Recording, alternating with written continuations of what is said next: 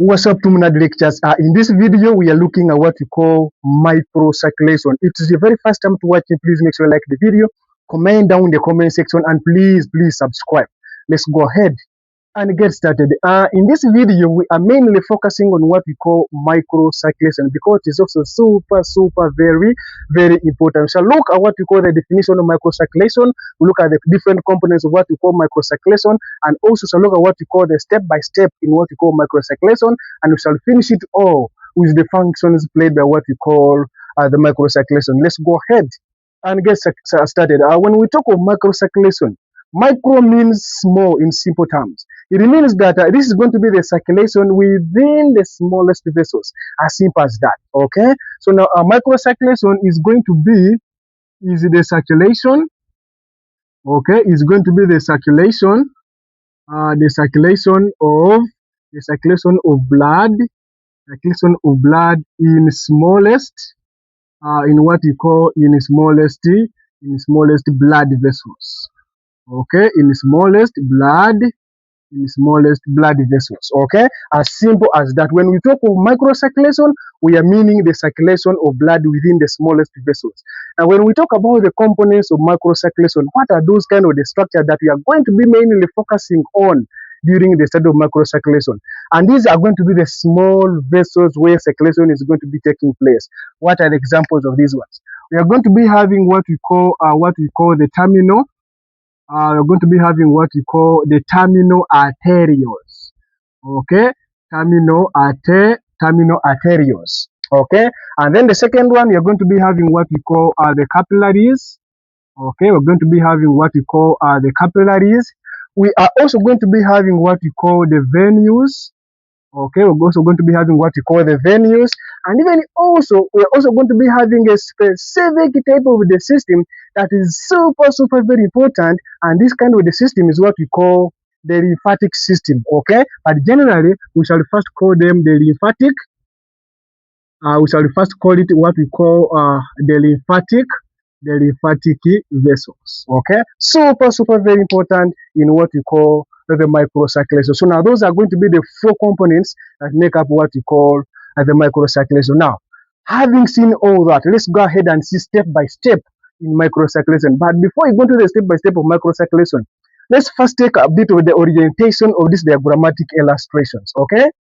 Now, when you look at this diagrammatic illustration, this is going to be what we call the arterial end, and this side is going to be what we call the venous end. And then the central portion is going to be what we call the capillaries, which is going to be mainly primarily for what we call exchange of different substances, as we shall see. Okay, and then of course these ones here are going to be like the tissues. Okay, are going to be the tissues because the primary function of the microcirculation is to feed the tissues with what they demand, like for example oxygen, nutrients, and even also to drain what we call the different kind of the wastes. Okay. So now this is going to be the arterial end, this is going to be the venous end. So now let's go ahead and see step by step in the movement of what we call the blood within this kind of the small vessels. Now this one is going to be like, for example, a biggest kind of the artery which we call the aorta, but of course this aorta descends down. It gives off small kind of the arteries. Okay, so now this one here is going to be now our kind of the small arteries. But now we said that microcirculation, we are involving only the smallest kind of the vessels. We are going to be starting from what we call the arterioles. So now, when you have this kind of the artery and then it breaks over into other kind of small kind of the vessels, which we are calling the arterioles. So now this kind of the number one in our microcirculation is going to be the first step. Okay, so now these ones here are going to be what we call the arterioles. Okay, are going to be what we call the arterioles. That's going to be our number one. Now, number two is that we're going to be having some other kind of the tiny vessels after what we call the arterioles, which we call the metarterioles. Okay, this one number two here are what we call the metarterioles. Okay, the metarterioles, super very important, which are going to be in between what we call the arterioles and even also what we call the capillaries. Okay. Now, when you come out to this kind of this structure here, number three, this number three is going to be a band of what we call the muscles, smooth muscles. This one here is going to be a sphincter which regulates how much of the blood access what we call the capillary bed network. This kind of the structure here is what we call precapillary sphincter. Okay, this structure number 3 is what we call precapillary,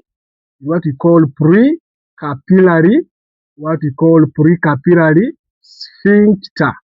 Okay, precapillary sphincter, which regulates how much of the blood bypasses what you call from the arterioles into what we call the capillaries. Okay, so now the whole of this kind of this structure number 4, number 4, super very important. It is representing what we call the capillary bed network, and generally these are going to be what we call the capillaries. Okay, these are going to be what we call the capillaries. Okay, or some people even may call what we call the true capillaries. Super very important. Okay, and then even also after what we call the capillaries, we also have what we call the post-capillary vessels, and these ones here are super very important. This one here number 5 are what we call the venues.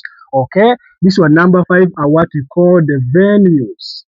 Super very important. Okay, now that we have seen the step by step in microcirculation, let's go ahead and get started and look at the detailed part of it.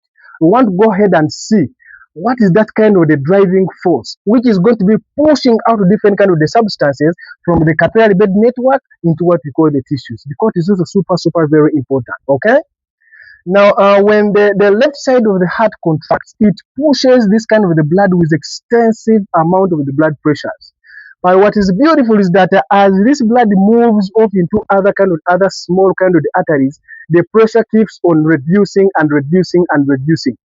Now, the kind of the pressure which is this blood is going to be having whenever it approaches into the tissues, we no longer call it more of the blood pressure, but we call it the hydrostatic pressure. That is something which is super very important. Okay, so now when we reach into the tissues, we are now going to be having what we call hydrostatic pressures. Now, we are going to be having a lot of different substances here that would want to come out to feed what we call the tissues. So now these are going to be the tissues. Okay, it's a very small piece of the tissue that is seriously waiting for different kind of the substances like oxygen and then the nutrients from the blood which is coming. Now what happens is that there are going to be two main kind of the driving factors which is going to be helping in the out movement of what we call the fluids from this kind of the capillary bed network into what we call the interstitial space. What are these two driving forces? And the first one is going to be what we call the capillary hydrostatic pressure. Okay, the first one is going to be what we call capillary hydrostatic pressure. Super very important. And this one here is going to be driving what we call the fluid to move out of what we call the capillary bed network. Now, this pressure is approximately around 35 millimeters of mercury. Okay, is approximately around 35 millimeters of mercury. Okay, but as this pressure is trying to push out what we call the fluid, which is going to be rich in nutrients and even oxygen, we also have some kind of the molecules, also have kind of the substances that are always within the capillary lumen, that are always resisting, that are always pulling this fluid towards itself. Super very important. This kind of the substances are trying to generate that kind of the pressure which is going to be against the hydrostatic pressure. Okay, you know how this pressure is called? This pressure which is going to be inside this capillary bed network and is trying to resist the out movement of fluid. This one here is what we call the oncotic pressure. Okay, so now this one here is what we call the oncotic pressure. Now, this oncotic pressure is going to be as a result of primarily what we call the plasma protein, mainly what we call the albumin. The albumin is going to be exerting that kind of the pulling pressure such that there is going to be a limited amount of the fluid which will be coming out. Now, this kind of the oncotic pressure on what we call the arterial end, is going to be generally around 25 millimeters of mercury. Okay, it's going to be around 25 millimeters of mercury. Now, because of that, on arterial side, we are looking at the capillary hydrostatic pressure is 35 millimeters of mercury, and then the oncotic pressure is approximately around 25 millimeters of mercury. We are saying that there's going to be a net filtration pressure. And this net filtration pressure is going to be generally around 10 millimeters, 10 millimeters of mercury. So now it is this 10 millimeters of mercury, which is a net filtration pressure, that is going to be driving the fluid out from what we call the capillary bed network. Okay, so now it is this kind of the 10 millimeters of mercury which is going to be driving out all the fluid which is going to be containing the oxygen and even also what we call the nutrients. Okay, now that is for the case of what we call the arterial side. Now remember, this kind of the blood is going to be continuously moving. Now as it is moving, it is going to be now some of the fluid are getting reduced. And of course, this hydrostatic pressure is as a result of the too much fluid which is going to be residing in what we call the vessels. Now, what happens that as this fluid is moving out, on this kind of the arterial side, there is going to be a reduction in what we call the fluid overload within the capillary bed network. And because of that, this kind of the capillary hydrostatic pressure is going to start falling and falling and falling and falling. Okay, so now when we come to this side of the venous end, we are going to be looking at what we call the capillary hydrostatic pressure. It is going to be reducing generally up to what we call 15 millimeters of mercury. Okay, up to around 15 millimeters of mercury. This is as a result of the fluid which is getting lost here to supply the nutrients and oxygen to the tissues, and even also some kind of the wideness in the diameter of what we call the capillary bed network can also lead to what we call the decrease in what we call the capillary hydrostatic pressures. Okay, now the question is, what is going to be happening on what we call the oncotic pressure in the venous side of this capillary bed network? So when we talk of what we call the oncotic pressure, now this oncotic pressure is going to be generally remaining constant, approximately going to be remaining constant. Okay? Because of that, if we are losing a lot of the fluids, it means even the oncotic pressure, the kind of the concentration of the plasma proteins is going to be becoming super and super more concentrated. We may even have beyond 25 and up to around 28 millimeters of mercury, okay, as the oncotic pressure. Okay, so now on what you call the venous side, the oncotic pressure is going to be almost remaining constant, approximately around 25 millimeters of mercury. Okay, and the reason is we do not need this kind of the plasma proteins to leak out into what we call the interstitial fluid. Now, what happens is that if by some chance there's going to be some little bit of what we call the leakage of what we call the plasma proteins. Okay, so now if this kind of these plasma proteins leaks here, if they leak here, what's going to be happening? You're going to be looking at other kind of the mechanisms that's going to be aiming at reabsorbing it back into the venous circulation. Okay, because we don't want to lose these kind of the proteins that have bypassed this capillary bed network into the tissue fluid. Okay. So now that we have the capillary hydrostatic pressure 15 millimeters of mercury on the venous side, and we have the oncotic pressure at 25 millimeters of mercury on the venous side. Now what happens is that we are going to be having now the oncotic pressure being more than the hydrostatic pressure. And because of that, this is going to be now causing what we call the pushing of the fluid back into the capillary bed network. Okay, so now you're going to be having now the fluid which is going to be now entering back from the tissues, and it goes back into the capillary bed network. Okay, and what is driving it? Just because the oncotic pressure on the venous side is super very high, approximately around 10% net kind of the absorption pressure, which is pushes the fluid back into what we call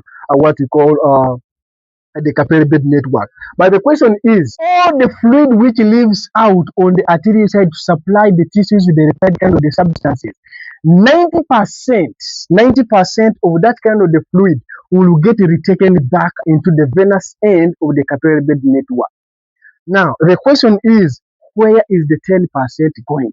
Because we don't want to accumulate it here in the interstitial fluid. This will lead into what we call edema. We don't want that. How is that 10% getting eliminated from the tissue fluid? It is very simple. You see this structure here. This structure here is super very important. The kind of the small kind of the plasma protein that leaked into the interstitial fluid, we need it to get retaken. But because it is very large, it cannot enter back on the venous end of the capillary bed network. It has a special route where it's going to be taken. These structures here are what we call the lymphatic capillaries. They are always waiting to absorb the extra fluid in the interstitial space. Super very important. Okay, so you're going to be having multiple of what we call the lymphatic capillaries. They are going to be taking up that kind of the plasma proteins and even also excess of the tissue fluids in what we call the interstitial space. It will now converge together and they make this kind of this structure here, which we call the lymphatic, which we call the lymphatic vessel. Okay, which we call the lymphatic vessel. And of course, now this fluid which enters what we call the lymphatic vessel is no longer called the tissue fluid, but this fluid is what we call the lymph. And of course, this lymph is going to be passing through a couple of different kind of the system. We're going to be having now the lymphatic capillaries. If they drop into what we call the lymphatic vessel, the lymphatic vessel will pass this kind of the lymph into what we call the lymph node to filter out any kind of microbe because it's going to be having a lot of the immune kind of the agents. And then from there, from the lymph node, shall have now this kind of the lymph to pass into what we call the lymphatic duct. And of course, you're going to be having two major kinds of the lymphatic duct that are going to be draining all the lymph back into what we call the venous circulation. You're going to be having what we call the right lymphatic duct and even also what we call the thoracic duct. These kind of the ducts are going to be now moving this kind of the lymph and then they pour it into what we call the subclavian veins. And then of course from the subclavian veins, this kind of the lymph has now accessed what we call the venous circulation and eventually to come back into what we call the right side of the heart through what we call the spiria vena cava. Okay, so now the lymphatic system is super very important. If there is any kind of the damage in the circulation of what we call the lymphatic system, it means that the little kind of the plasma protein that leaks inside this interstitial space will keep on piling and piling and piling. And once they become extensively too much, it's going to be absorbing water to remain into the interstitial space. And by doing that, it's going to be causing what we call edema. Okay, it's such another beautiful thing. Now, I won't take much little over the time and I talk about this kind of this structure here in the capillary bed network, which connects the arterial side to the venous side. It is super very important, such that in case there is kind of the close of what we call the precapillary sphincter, this kind of this tube can allow the movement of the blood to move all direct to the to what we call the venous end. And this structure here, this kind of these tubes here, you know how these tubes are called? These tubes are super special. These tubes here are what we call the thoracic channels. Okay, they are what we call the thora. They are what we call the thora. They are what we call the thoracic channels. Okay, they are thoracic channels. They are super very important by passing what we call the movement of the fluid direct from the arterial side to the venous side. Okay, it is such another beautiful thing. Okay, so now having seen all that, let's go ahead and look at what we call the functions played by what we call this kind of the microcirculation, because it's also super very important. Okay, so now the first function of microcirculation is going to be what we call delivery of oxygen. Okay, the first function is going to be what we call delivery of oxygen. Okay, that is super very important. And then the second one is going to be also delivery of nutrients. Okay, so now the second function is going to be what we call delivery. It's going to be what we call delivery of what we call nutrients. Super very important. And now the third function of what we call microcirculation is going to be a removal of wastes. Okay, the third function is going to be what we call removal. It's going to be what we call removal of wastes. Super very important. And then another function of what we call microcirculation is going to be a regulation of tissue blood flow. Remember we said we have what we call the precapillary sphincters, which controls the amount of the blood which enters in what we call the capillary bed network. By doing that, we are able to regulate what we call the tissue blood flow. Okay, so now the first function of this microcirculation is regulation, what we call regulation of tissue tissue blood flow. Okay, regulation of tissue blood flow. Okay, there are many other kind of the functions of microcirculation, but these are going to be the super very important. If you forget, please do not forget these ones here. Okay, so now that briefly covers what we call microcirculation. We have talked about the definition of microcirculation. We looked at what we call the components of microcirculation. We looked at what we call the step by step in microcirculation, and now we have finalized what we call the functions of circulation. So now, if you think whatever I have talked is making sense, is adding to you, you are benefiting, please, you can support it. And that one can be done by a couple of means. You hit the like button, comment down in the comment section, and please subscribe. Now, what I'm going to do is that I'm going to leave behind what we call a clear photo, which is going to be illustrating what we call the microcirculation in a clear picture kind of the view.